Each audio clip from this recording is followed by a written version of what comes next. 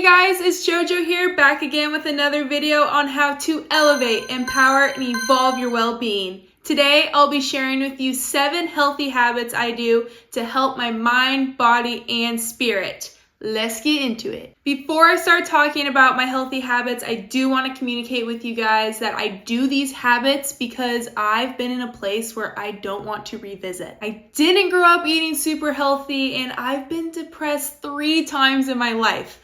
I know that seems hard to believe as I am a 22-year-old woman, but I've already gone through my midlife crisis. I pray to the universe that those are the hardest years of my life, or I'm in for something that's uncontrollable. Anyways, I say all of these things because I want you guys to know that I needed to do these habits in order to be happy and heal from my past. I needed to get out of a rut and learn how to love myself, so now I'm happy living. All right, the first habit I have on the list is skincare/hygiene. As I was listing off habits that I could do to elevate, empower, and evolve my well-being, I realized that even though I don't necessarily like to do my skincare because maintenance is crazy, it is 100% helping my well-being. Not only doing my skincare every morning and night to help myself, but also things like taking care of my teeth, showering, and putting things on my body that's making me feel good and smell good. I also just love the results of my skin. It gets me doing my skincare. As you can see, the results that I've had are insane. I still get redness on my face because I have eczema, and of course my skin isn't perfect,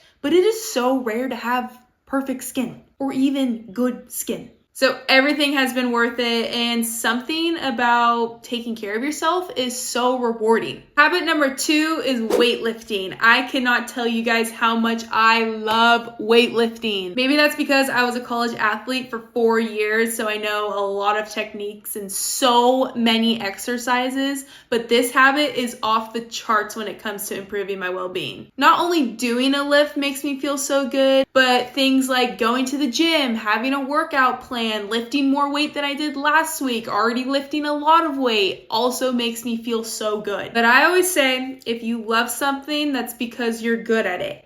My freshman year of college, I did not like weightlifting because I was not good at it. I didn't like how I couldn't even lift up the bar on bench press. Well, I still can't really do that. Bruh. But I hated starting weightlifting, but that's with everything in life. You always start somewhere and you have to get momentum to start having fun with it. Another habit that is so good for my well-being is food prepping. I used to call it meal prepping. Actually, when I was making this video, I called it meal prepping, but then I realized that it was food prepping because I'm not cooking all of my meals and putting them into a container and heating it up in the microwave. I prep my food, so I'll cut chicken or salmon and I'll cut up all my veggies and then they're ready to go into the air fryer just because I like things more fresh. That's probably because I grew up with my mom cooking me dinner every single night, making my lunch for school, and I was so spoiled, so now I live that way. This makes life so much easier, and also you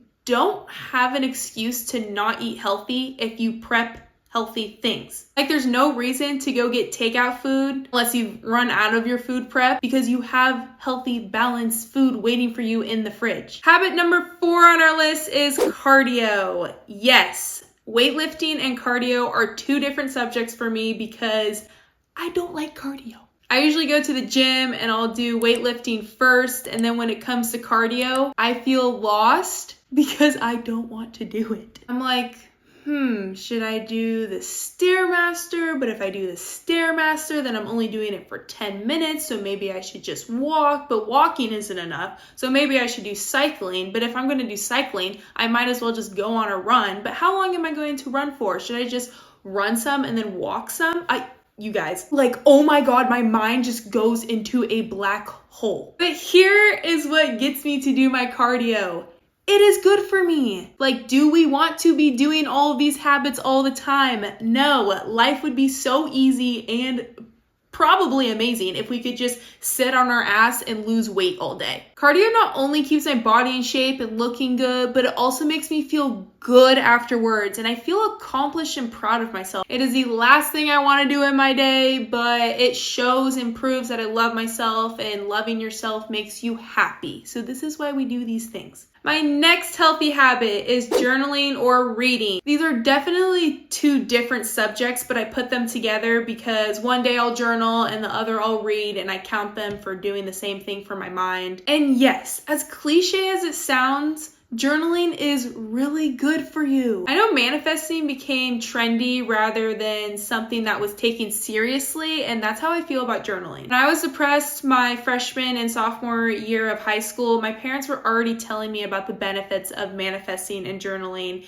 and nothing gets me out of a funk like journaling does. But that's another thing. I only thought that journaling was good for when I was sad rather than when I'm happy, but it's not. I rarely get upset, and I think it's because I just journal about my life. I journal about how everything makes me feel, and I'm dealing with my emotions, and it makes me feel so much lighter. For reading, I do love reading for fun. Like, I read a bunch of Colleen Hoover books, and if you're getting into reading, I suggest that you start with her because they are easy reads. However, I also do love reading for myself, like for my mind. Reading has been one of the core practices I've done that has changed my life forever. Even though school ruined reading for me until I was 21 years old, I will be reading until I am 100 now. The next habit on my list is stretching. You know what's funny though? I'm so bad at it. I want to be better, but I used to stretch every single day my senior year of college, and it helped my overall being so much. When my body is in pain and hurts, I'm in such a bad mood. Sometimes we don't even realize that this is the reason why we are in a bad mood. Unless, of course, it's our stupid, lovely hormones. If that's not the reason, then I really suggest trying to stretch. It releases so much discomfort, and it makes you feel like you could do fucking anything. Last but not least, and another cliche one, being kind to your mind. I know, you know.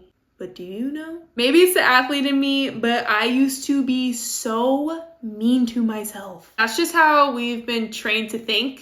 Like, we're never good enough. So of course I grew up being so fucking cruel in my head, but I think that's just so common in everybody. If we're yelling at ourselves to be better and not to be such an idiot, it's gonna work, right? We're gonna wanna push ourselves. Absolutely not. This habit is actually really new to me, as I have just gotten out of an athlete's mindset, but wow.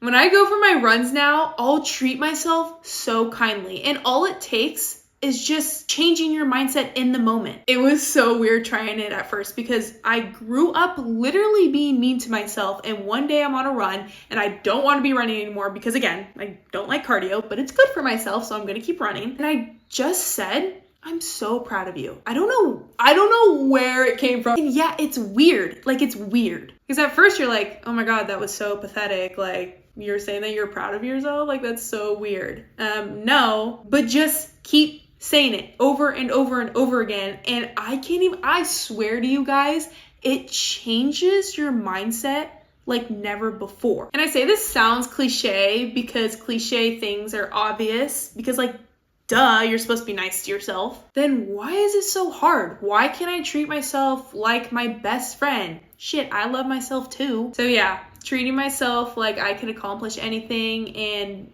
treating myself like I have my own back, you know? It has truly been one of the best things I've ever tried. Don't diss it till you try it. It took me a few days to do so, or maybe you already are kind to yourself. I don't know. I don't know why I have such a problem of being so mean to myself, but not anymore. That concludes this video. Let me know in the comments of other videos that you want me to do to help elevate, empower, and evolve your well-being. Thank you so much for watching my video, and I hope to see you in my next one. Bye!